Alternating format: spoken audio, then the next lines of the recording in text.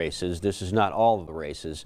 This comes after the state legislature changed the rules, and now Louisiana goes from being an open primary state, which means that Democrats and Republicans can vote for whoever they want, regardless of their party affiliation in the primary. Now Louisiana will be, again, for select races, a closed party primary. According to the Secretary of State, in a closed party primary election, the candidates on a voter's ballot will be limited to those of the voter's party affiliation.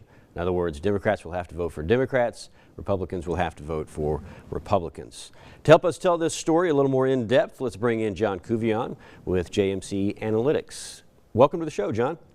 Good morning. Thanks for having me on your show. You bet. So you've done a lot of research and you wanted to know who's for this, who's against this, and why. So what did your research show concerning the attitudes toward the closed primary election? So basically what's interesting about this, and I have polled this issue 3 times over the last approximately 2 years, is that closed primaries remain unpopular. Open primaries remain very popular. Equally as important as the popularity or unpopularity is the fact that voters would be willing to vote out somebody who favored the closed primary versus supporting someone who favors the open primary. So this is one of those issues that could have a potential punch at election time. Yeah, so your straightforward question, do you favor it? You have 46% strongly oppose and only about 15% strongly in favor. And see, the thing about it is, not only is it an oversized majority, but you're talking about it being a bipartisan and biracial kind of thing. In other words, people in Louisiana have gotten comfortable with our open primary system, which has been in place for nearly half a century. Yeah, they're so comfortable with it that some voters are even in favor of delaying the primary so that they could get this fixed. Yeah, so the fascinating thing about the delay versus outright repeal, the polling numbers were very close on either option. There was a slightly greater degree of intensity with regards to outright repeal of the closed primary law for those selected offices, which, by the way, we're talking about 1% of elected offices in our entire state that are going to be subject to these new rules. And I do believe there is the potential for confusion at the polling place when it would be implemented in April, or if the legislature has its way with some bills that were recently filed, May, moving it back a month to May. All right, I'm glad you mentioned the confusion because I do want to show the viewer one of your questions and have you sort of dissect this. Question number 5. You write, last year the legislature modified the open primary system by creating separate party primaries and runoffs for 4 major elected offices. That would be the U.S. House and Senate, the Louisiana Supreme Court, the Public Service Commission, and the Board of Elementary and Secondary Education, otherwise known as BESE. These primaries would be open only to registered members of that political party. So the question is, are you aware that the open primary system has been changed? Now let's look at the numbers. 43% are unaware and 56% are aware. So that's got to be alarming. It is. The fascinating thing is the numbers you're seeing are a double-digit increase over the last time I asked the question, which was a year ago. And so the thing about it, which to me should be very concerning, despite the fact that there has been some increased name recognition, the changes, you still have barely over a majority that is familiar, number one. And number two, when I looked at the subset of just chronic voters, their name recognition of these changes is almost identical to what you see in the polls. In other words, there's still a vast amount of blankness, for lack of a better term, when it comes to knowledge of these law changes.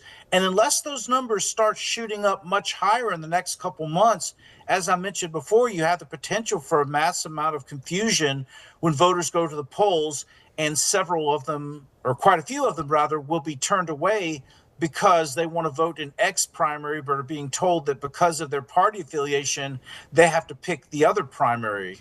Absolutely. The word is getting out, and you can tell just by your numbers here. If we look at that graphic again, your previous poll, 65% was unaware, now 43%. They are making gains, and I know I've spoken to the Secretary of State about this, and she wants people obviously to be knowledgeable when they go to vote. She doesn't want confusion. In fact, if you'll indulge me, John, we'll let the viewers see for themselves how they can go get all the information they need on the closed primary system. Just head over to the Secretary of State's website.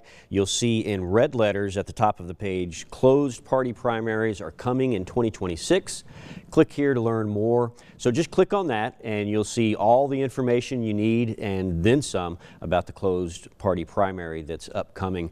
You can also go to our website, louisianafirstnews.com, and we've written several digital articles on it as well. So John, with that, let's go to question number 8, and this has to do with cost, and this is always a talker when you talk about the cost. It's estimated that taxpayers will pay $17.1 million in 2026 alone just for this change. So the question was, does that make you more or less likely to support this change? And it looks like more than half don't like the cost, they don't like that price tag. And you see, that to me is equally as problematic when you're talking about public support or lack thereof of the law change, is that when you're talking about our budget, which perennially has issues with, they having to make this cut or that cut to put it in balance, and now you're adding those costs to the system as well as the potential for confusion come election day. I just think that it's one of those things that has to make not only the Secretary of State nervous, but the various registrars of voters and or elections commissioners in all 64 parishes. Well, I know you like hard numbers, but I'm going to ask you to look in your crystal ball. Let's say we have a couple of closed primary elections and they go well, and for the most part, the electorate is satisfied with that. Do you believe this attitude about the cost could change?